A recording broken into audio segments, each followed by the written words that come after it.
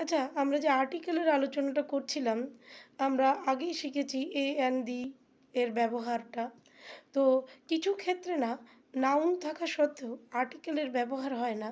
আবার কিছু ক্ষেত্রে ওই নাউনটাই যখন নির্দিষ্ট করে বোঝানো হয়, সেক্ষেত্রে কিন্তু দা বা দি ইত্যাদি বসে। একটু উদাহরণ আমরা যদি পাই তাহলে আমরা বুঝতে পারবো। কারণ আমরা বলবার সময় তো সেভাবেই বলি, কিন্তু যখন আমরা ভাবি হয়তো সবসময় সেটা মনের মধ্যে আসে না। বলে দিলেই তোমরা সেটা বুঝতে পারবে। যেমন বললাম সোনা, গোল্ড। সোনা একটা মূল্যবান ধাতু। সোনা একটা মূল্যবান ধাতু। তখন আমরা সেটাকে ইংলিশে ট্রান্সলেট করি gold is a precious metal. ঠিক আছে? গোল্ড বলেছি, কিন্তু গোল্ডের আগে কোনো আর্টিকেল আমরা ইউজ করিনি। কিন্তু সোনাকেই যখন আমরা নির্দিষ্ট করে বলছি যে কোথা থেকে সোনাটা পাচ্ছি, ওই আংটির সোনার ওই আংটির সোনাটা খাঁটি, সেক্ষেত্রে কিন্তু বলতে হবে the gold of the ring is pure.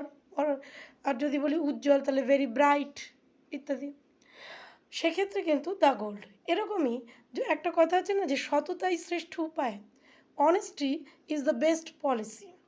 সেক্ষেত্রে কিন্তু অনেস্টির আগে আমরা কোনো আর্টিকেল ব্যবহার করব না। কিন্তু কোনো একজন বিশেষ ব্যক্তির সততাকে যদি বলি, বিদ্যাসাগর যেমন, বিদ্যাসাগর তার সততার জন্য সকলেই তাকে চেনেন। বিদ্যাসাগর তার সকলের জন্য তার সততার জন্য সকলের কাছে পরিচিত। এরকম যদি বলি তাহলে কিন্তু the honesty of Vidyasagar is well known to all. ঠিক আছে? এভাবে আমরা ইউজ করব। মানে সেখানে বিদ্যাসাগরের অনেস্টি নির্দিষ্ট করে দেওয়া, তখন কিন্তু দি অনেস্টি। ওই আংটির সোনা তখন হচ্ছে দ্য গোল্ড।